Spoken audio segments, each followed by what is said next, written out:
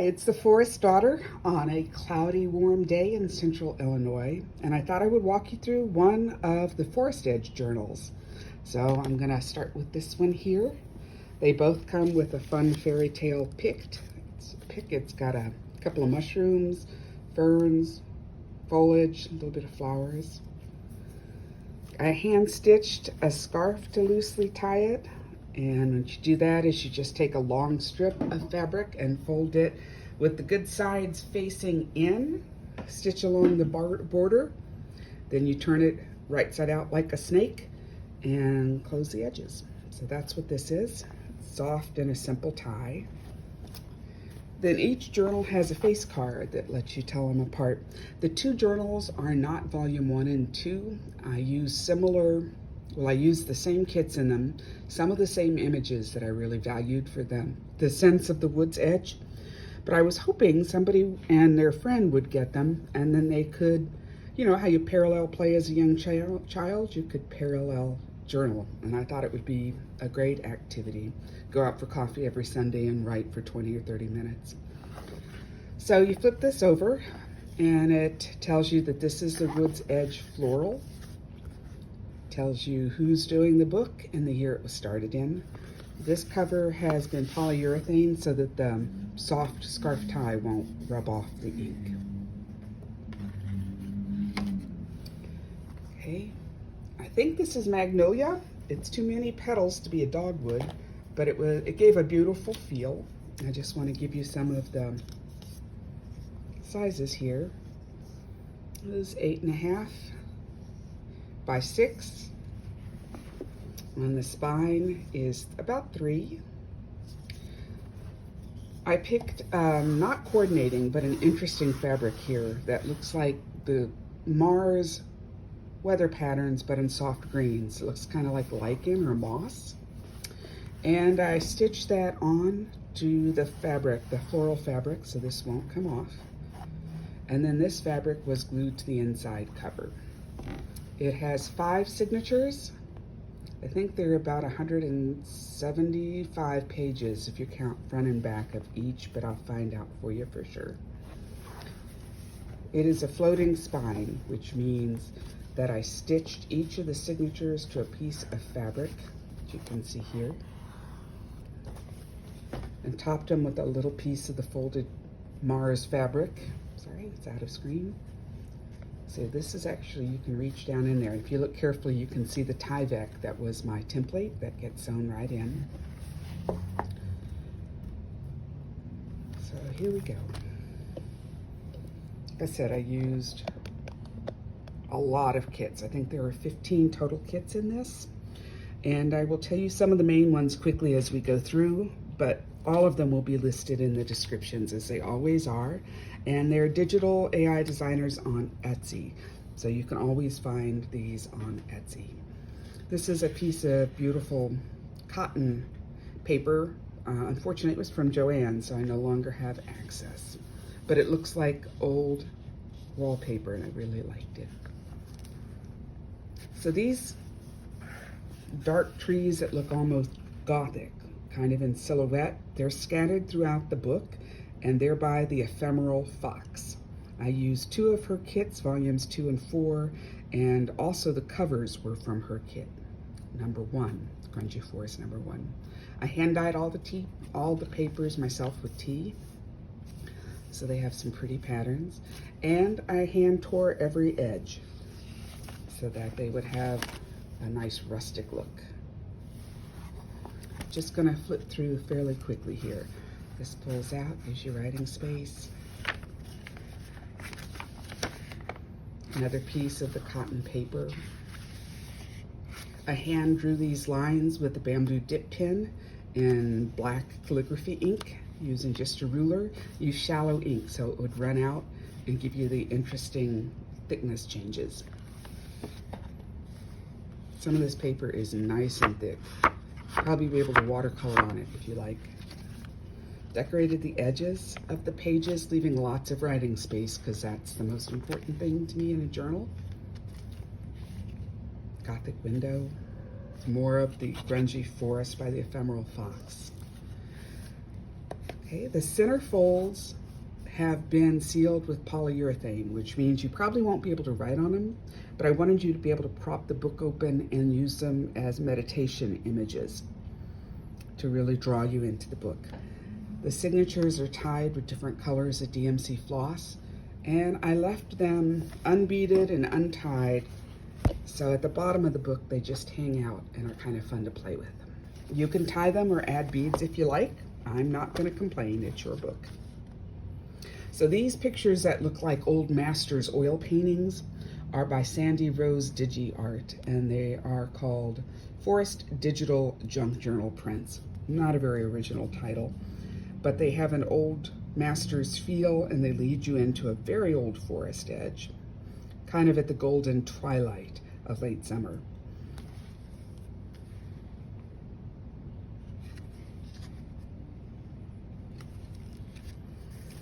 These images of a female elf in the woods are by the Giraffe Creative, 20 Forest Ephemera.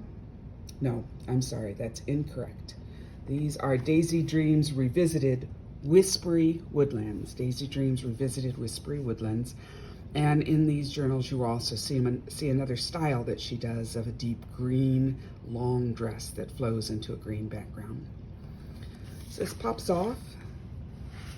I have spine digitals that I thought made beautiful bookmarks, so they are included. Topped with some DMC floss. Just an old paper clip. I lined the envelope.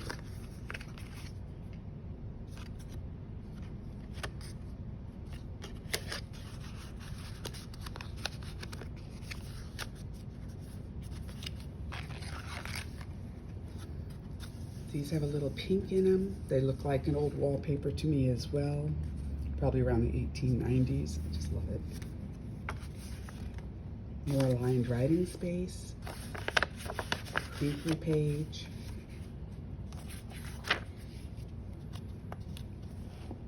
More of a park edgeland.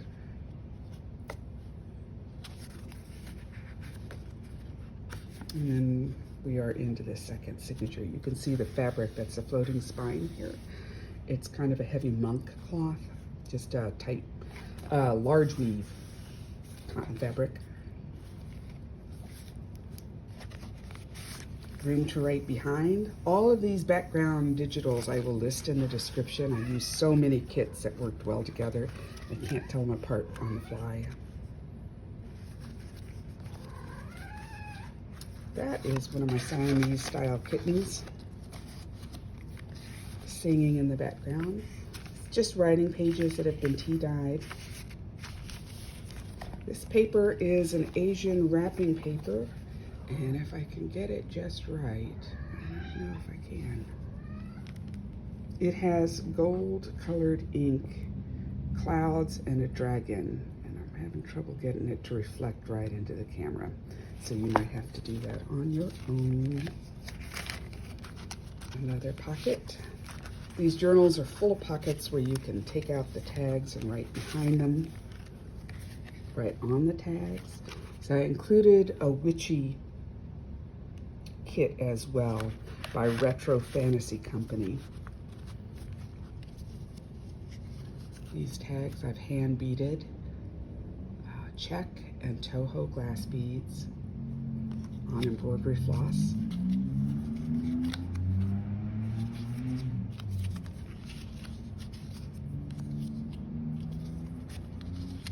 Most of the tags can be put in any of the pockets, so if they fall out or you feel like rearranging them, don't worry. This has a tiny little pocket on the back with the little piece of folded and decorated writing paper. Who knows, you might have a tiny dream wish that you want to write in a pocket, or a date by which you want to effectuate some kind of change. Here are the other whispery wood style. So we have the kind of ink and watercolor style, and then these dreamy, almost underwater feel of women in dresses. This is another print similar to what's on the inside and back cover. Those are by Momentrees. I believe it's a German Etsy company. And this particular kit is called the Garden of Eden. Tea-dyed paper that ended up with some really beautiful pull designs where it pulled the tea out of the water. These centerfolds are the Giraffe Creative 20 Forest Ephemera. They are, I can't get the lighting right in here to show you, but they are a beautiful series of mints and tans, and they feel like 1950s bathrooms to me, the tiles, but you'll see what I mean. They just have a really dreamy feel to them. It's a nice place to just park and daydream. So these are sealed with polyurethane varnish, matte varnish.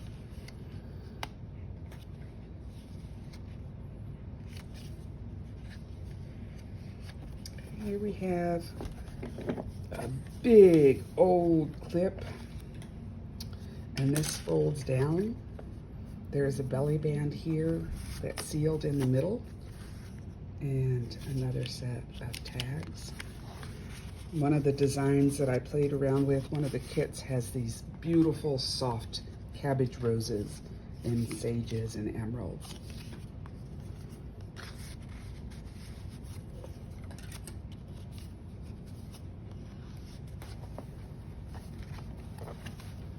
This page I really liked. The writing on the bottom, if you look closely, you cannot read the letters, but it almost has a Cyrillic feel or Russian feel to it. Really feels like you're walking into a fairy tale forest. So many pages. Ah, did you get the flip of the, I don't know if you can see it. It's a big dragon. We're moving into signature 3. Space to write behind. You're seeing a theme here. I used to make fiddly journals, which is fine, but I really like writing in them, and too much fiddliness interferes with that. It's another pocket with some beaded tags.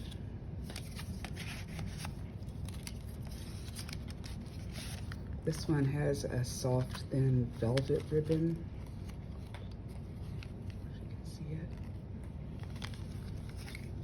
More beading.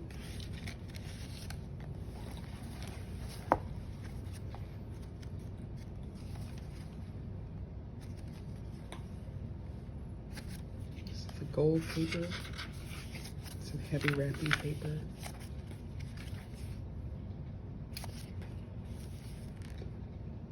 Another centerfold.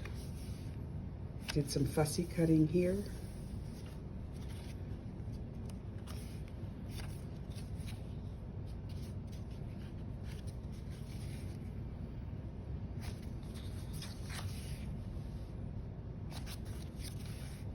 More fussy cutting. I love these because the background color is so similar to the page.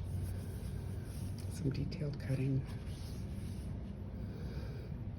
Here we have an elven lady carrying a lantern, and it must be lit by magic or her hands would be burning. But she seems to know where she's going and what she's doing, and I kind of like that. Add a little bit of Latin script here.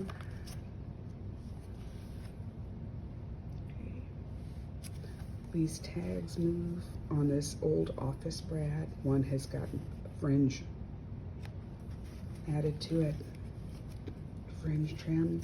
These turn around with writing space.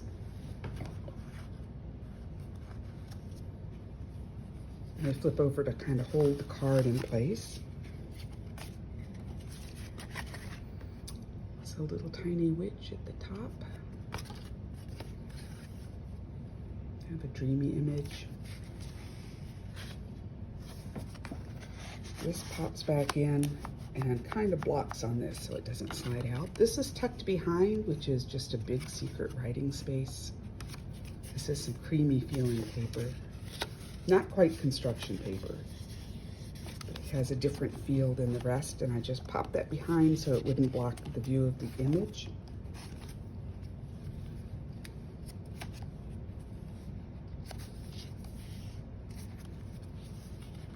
It's another one of the Garden of Eden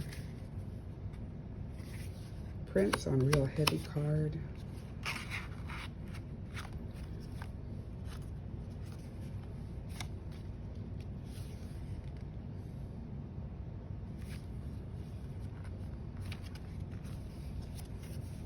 Some pretty patterns in the tea paper. Didn't want to cover them all up. So if you decide to get one of my journals, please feel free to write all over every surface. That is the goal. I try to keep a little bit of room between the signatures so that you can tuck in your own papers or drawings without the book becoming too much of a gator mouth. There's a little give, as you can see here, between these two signatures. You can actually tuck a few things in. Well, we're up to the 5th and final signature. I actually stapled these down because this is real heavy paper and it kept trying to pop up. But when I use staples, put this back in, I use an old chopstick to round down the back end so it won't snag on your fingers or your other papers. This pretty waterfall stack came just like it is. It was part of a paper sample pack from a printing company. Hidden writing space. I used one of the book spine designs as a belly band.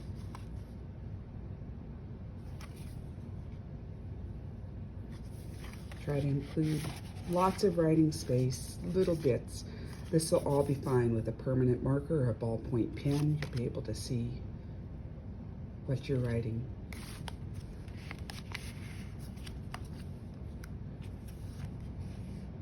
Did a little bit of edge collaging on some of these. A thinner crinkly paper. This is an old typing paper. I wish I could find more old typing paper. I love the feel. Some of them, if you hold them up to the light, you can see watermarks. It's like the names of the companies, the weight of the papers, and any logo or designs. So this is an old golden book tree identification page, and I tea-dyed it, stapled it down, and it's just a flip so that you can write a bit that's not seen or not all of it seen. And the rounded staple edges so they don't snag your fingers. This is coffee dyed paper. If you look, it's a little darker, has almost an oily gleam to it on some of the little dots. Just a different style. You do it the same way. You just soak paper in strong coffee and sprinkle. I sprinkled instant coffee on it while it was still damp to get some of these spatter patterns. If you look at this and you use your imagination, it is the Cookie Monster. You'll never be able to unsee that. I certainly can't. Another centerfold with deer.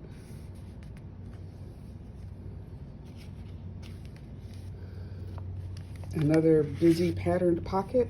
A lot of these papers, when stacked together, have an arts and crafts feel. And I don't mean like kindergarten crafting. I mean like the movement, the arts and craft movement around the turn of the century, where they were pulling in a lot of botanical Asian designs. So you'll see some of those in here. This flips down. It's nice and sturdy. Stick it in your pocket and take it with you somewhere. Carry your fairy tales with you.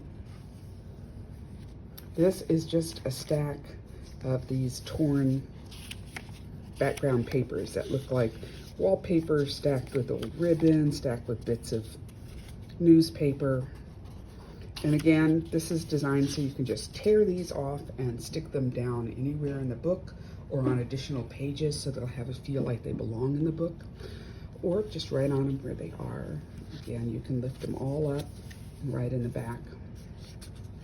To hide as much writing space in these as I can, with just enough images to keep your mind in fantasy mode.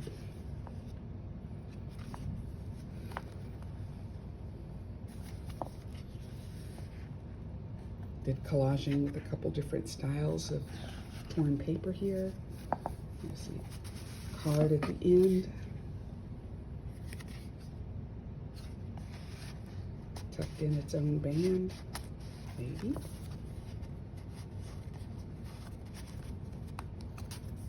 No, so this one just has my name, Forest Daughter Creole 2025. So you have now met the floral version of the Woods Edge Journal. Thanks for joining me.